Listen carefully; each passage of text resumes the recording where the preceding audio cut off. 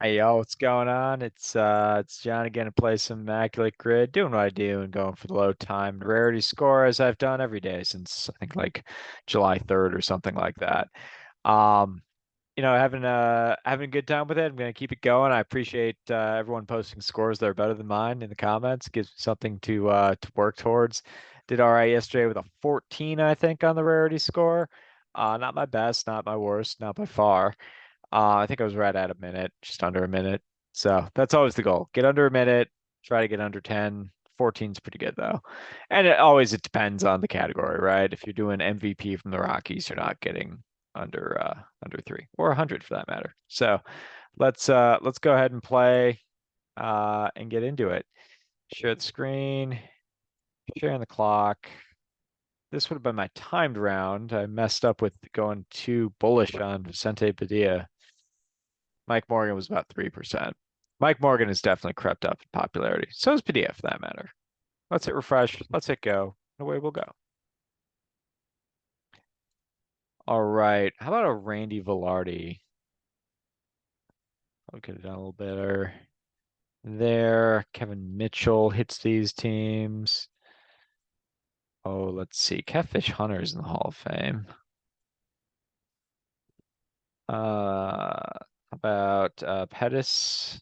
Oh, let's go Tanana. I don't know if I'll use Pettis, but Tanana's usually about 7%, 9%. Nice. Let's see. Rusty Staub hits both these teams, right? And Hank Greenberg is in the Hall of Fame. Brooks Robinson is in the Hall of Fame.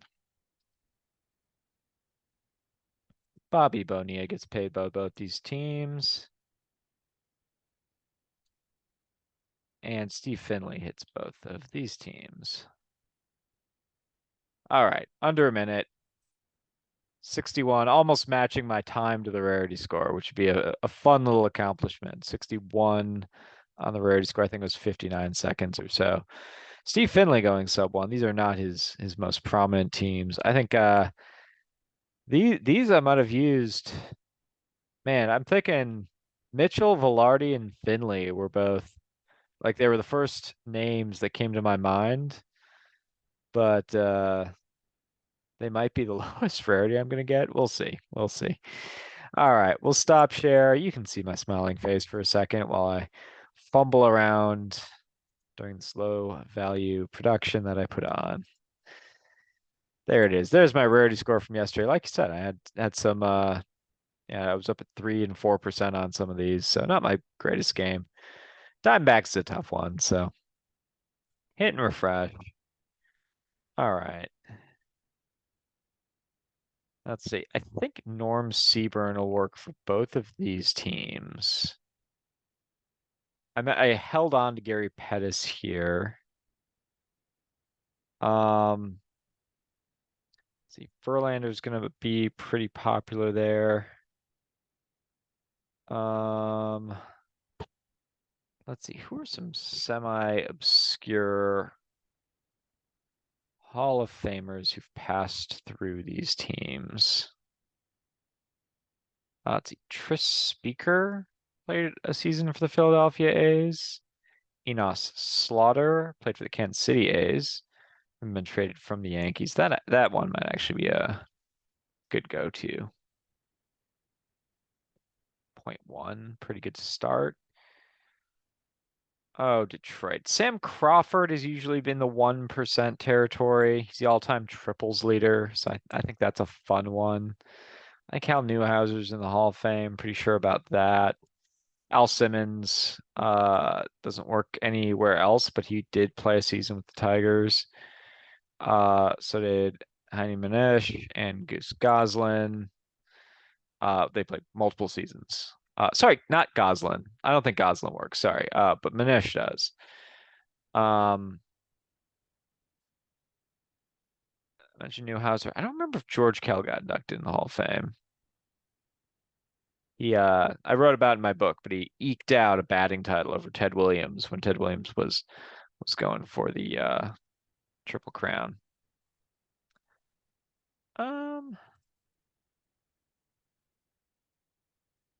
It'd be a good one to sneak in there.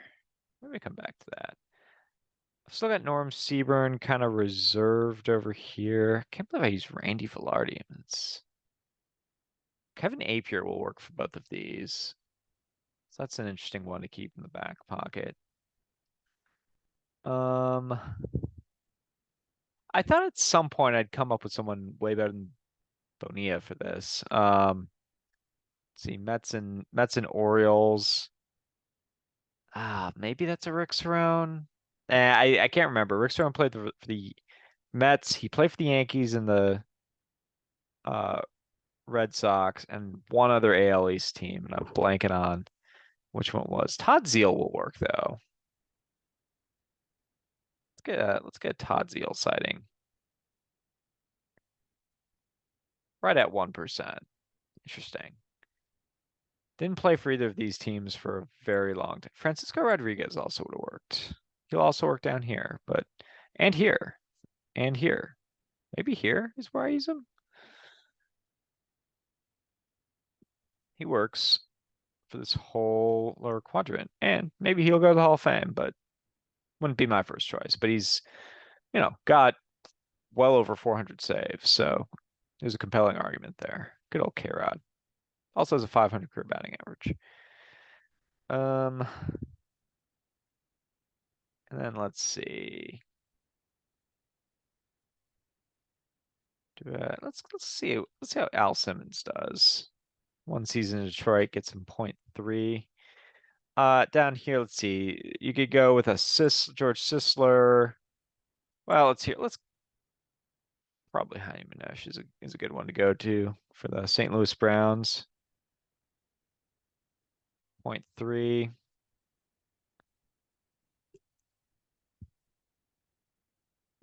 How do we feel about Damian Easley? 1%, which is about where I'd expect Pettis to be too. That was the other name I was floating in my head.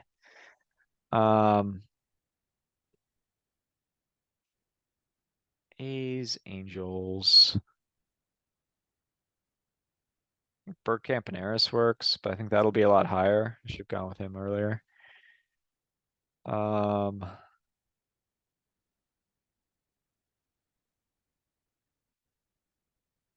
Just hopping around the horn. Tony Phillips will work. He also would have worked here.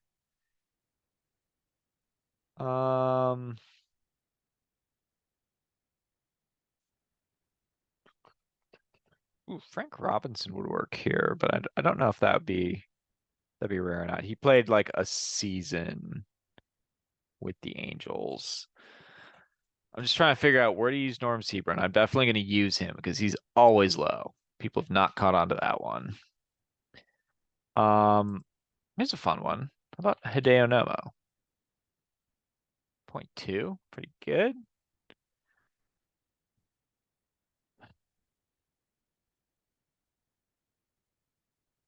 Fred Lynn will also work, but Fred Lynn's usually a bit higher.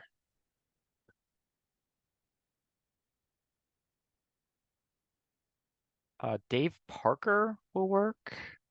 I think Jose Canseco actually signed with the Angels on a minor league deal and had a baseball card made and everything, but never played for them. So that's not going to work. Who else from that era? Man, Seaburn is. I want to use him. I want to use him somewhere. Or can I come up with someone better than Cespedes? Because that name's on my mind. Henderson will work. Because I could use Apier here.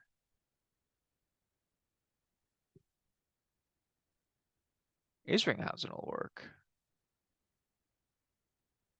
I don't know how rare that is. I mean, Isringhausen is featured in Moneyball.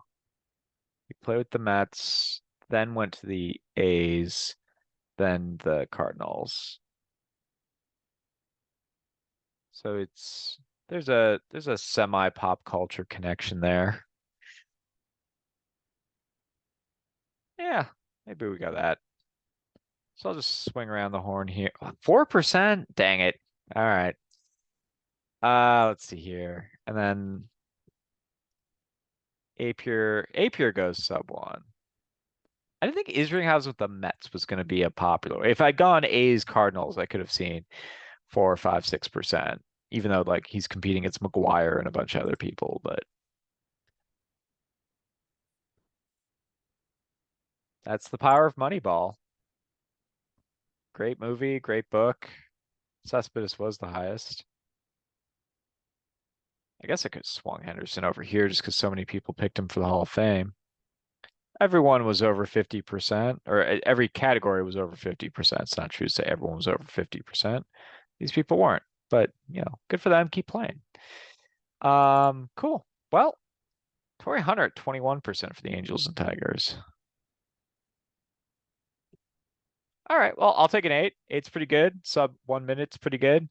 I like eight because it's under nine, which means it's under 1% per category. And Isringhausen took half of that, which was very surprising for me. But I'm always seeing little surprises here. And I only remembered Isringhausen with the Mets because I had a baseball card with him. So apparently other people had other means of remembering his tenure in Queens. But I'll call it there. Thanks a lot for playing. Thanks a lot with just going along with all these rambles. I just ramble about baseball because I love baseball and I love you guys. Thanks a lot for tuning in. Peace.